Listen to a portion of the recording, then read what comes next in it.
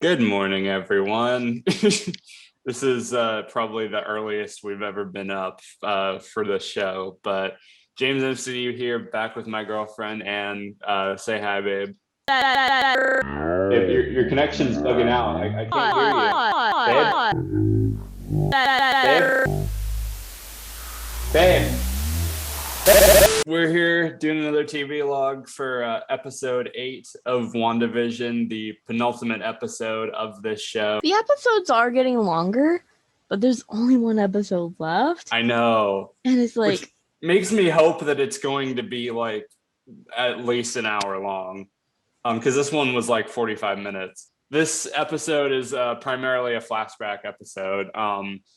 It is it's the first time that I've ever started a Marvel related show or movie that started with the Salem witch trials.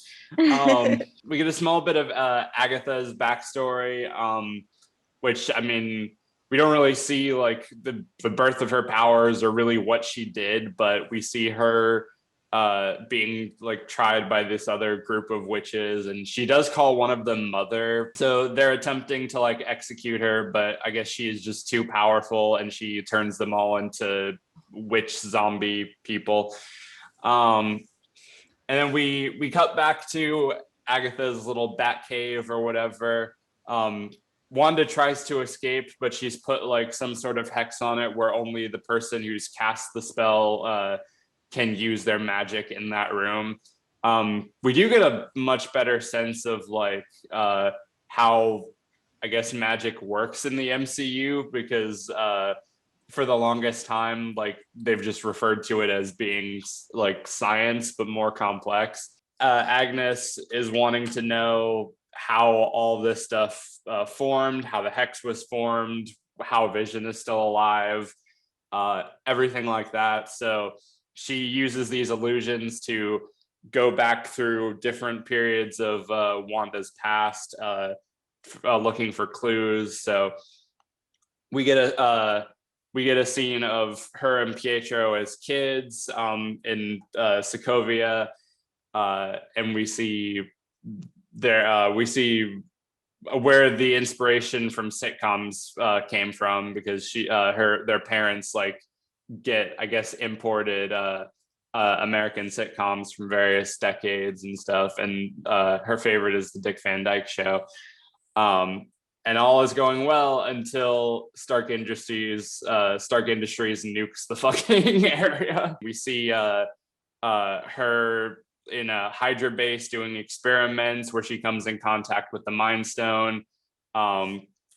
We see her at Avengers HQ when she's mourning the death of Pietro and Vision tries comforting her. And then we finally end with the actual creation of the Hex, with her going to Sword headquarters and trying to take Vision's body. Which we find out that she didn't actually steal it, but they literally wouldn't give her the body, and she was just like, okay, and then left. Yeah, the security footage that was in the fourth episode, I think, was doctored, presumably by Hayward, because he's just a friggin' dickhead of a person. And they just wouldn't let her take it because, like, oh, I'm sorry, you're not taking $5 billion worth of vibranium and putting it in the ground or whatever. Which, to be fair, is kind of a waste. And I'm sure Vision wouldn't want his body to be, like, preserved as well. Well, like, I don't know.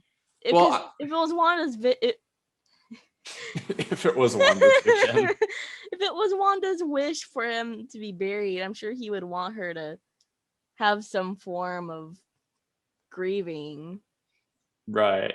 And as you can see, her grief just kind of tears her apart, and is what creates the hex. Right. She so after they refused to let her take it, and I honestly thought that she was still going to take it, like, just to, she was just going to take it anyway, but I guess to not have conflict, she leaves peacefully. She goes to Westview, New Jersey. She drives through. We see some familiar people from the sitcom. So we get a shot of her. We get a shot of Herb, Norm, Norm, Miss Hartman. Yeah. And I think that was also the guy walking by was also the mailman. We see her drive up to this place, and it's like an empty spot of land, and she pulls out a deed or showing that her and Vision owned that little bit of property, and that they were going to live there. And it's really sad, and this is definitely the saddest episode. Like, this episode has had a lot of dramatic moments, but this is by far the saddest episode. But anyway, I'll let you take the rest from here because I've been talking for a while. Yeah, so we watch her go to the place where she and Vision were gonna, like, kind of, I guess, create a new life together and grow old together. She breaks down in grief and creates the hex.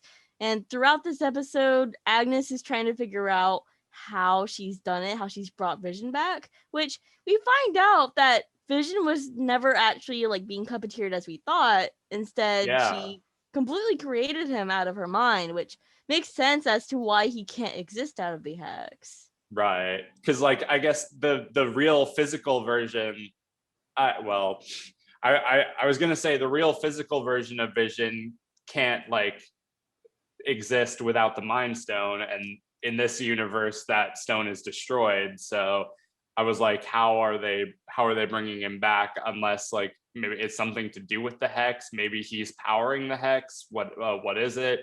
But it turns out it's just her projecting a version of Vision into this world. But then that also makes me wonder, like, how has he gotten, like, self-aware? Like, how did he start to realize, like, oh shit, something's not right? Oh, that is a question. Because I was thinking maybe he just... Well, I don't know. That wouldn't make sense either. I was going to say maybe he disappeared. Because we haven't seen him since that last episode where he and Darcy... But that also wouldn't make sense either. Because he was trying to get back to the house. Yeah. And he eventually figured out he could fly. So, like, I imagine he would have been there by now. No Vision in this episode, no Darcy, no Monica, and no fake Pietro, or Fietro, as Agnes calls it. I like that. Pietro. But we do get an after credit scene with Hayward, who's preparing to launch some sort of weapon. They're taking, I guess, the energy that was, like, collected by the drone that they set in previous episodes, and they're using it to power this. I can only assume it's going to be, like, some sort of evil version of Vision, but I joked, it's like, hey, look, it's the robot from Bill and Ted 3. Who would win in a fight, Hex Vision or Fake Vision? That is the question. Honestly, yeah. I'm so fucking excited for next week's episode. Sorry, go ahead. I was just gonna say, like, this episode, like, it's probably not going to be a whole lot of people's favorite because it is essentially an exposition dump, but you do learn a lot. You get a lot you get a real sense for Wanda's character. You get, like, why she's been the way she's been for the past few movies. Like, you understand her, like, hatred against Stark in Age of Ultron at first. Like, you understand her as a person and her emotions and her lack of control and everything. It's so good, and it was definitely a necessary episode. But I'm honestly just excited to see, like, how this all ends.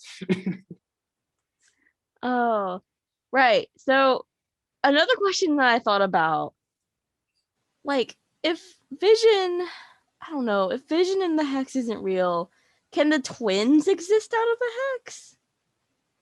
That is a very good question, because, like, we see Agatha, like, you know, having them, like, under her control by the end, and I was thinking about it. We didn't really hear the twins until Agnes happened to be like, "Oh, but what about your children, Ma?" And I was honestly, like, "That's kind of suspicious." I don't know. Well, I mean, I feel like if the twins ended up being like fake as well, that would kind of be a missed opportunity because they're wanting to do the Young Avengers later Yeah. down the line. So it wouldn't make sense to like have them as established characters and have their powers established only to be like, oh shit, they weren't real. One thing I did want to bring up, it isn't like, you know, anything to do with like theories or anything, but Catherine Hahn is amazing in this in this show, in this role. Like she's been one of the best like characters and the funniest characters like since the beginning. But like here, like she's so like lovably maniacal, and she's chewing the scenery and she's acting her ass off, and it's just she's just hilarious. I'm kind of sad because I really don't want her to be a villain. And like when I was like looking on her backstory, like in the comics, it didn't really seem like she was a villain. She just kind of seemed like almost a mentor for Wanda, which it feels interesting that they're kind of reversing it in the series where Agnes is wanting more power and she's seeking Wanda for it. Right. Maybe Agnes is more experienced because like Wanda doesn't even know that like what magic is. I'm pretty sure Wanda just assumed that what she was doing was a bit different from Agnes's magic, which is a possibility because it does seem like Agnes does like channel like things a lot differently. I mean, we've seen Hayward say like or one of the sword guys, I forget who it was, but we've seen them say like Wanda could have taken out Vision single-handedly if you know, he hadn't shot a bunch of missiles down at people. So we've been told, and we know like already like that Wanda is a lot more powerful than she's letting on, but we haven't gotten a chance to see that yet. I also thought Elizabeth Olsen was really good in this episode. She has a lot to do in this episode. She has a lot of emotions to portray, and she's so good and she's so effective. And it was really like heartbreaking seeing some of the stuff that she's been put through. I do want to give her credit for that. I think one of my favorite scenes is when we see the little snippet of Wanda and Vision like in the Avengers compound and she's grieving over Pietro, and you know Vision walks through the wall and he's not quite understanding emotion yet at this point, but he still finds a way to comfort her, and we see kind of like the beginning of them starting to form a bond. And I just thought that was very sweet. And I feel like the writing for this episode, well, for any of the episodes, has been like really spot on with the way she explains how her depression feels. So it's just heartbreaking.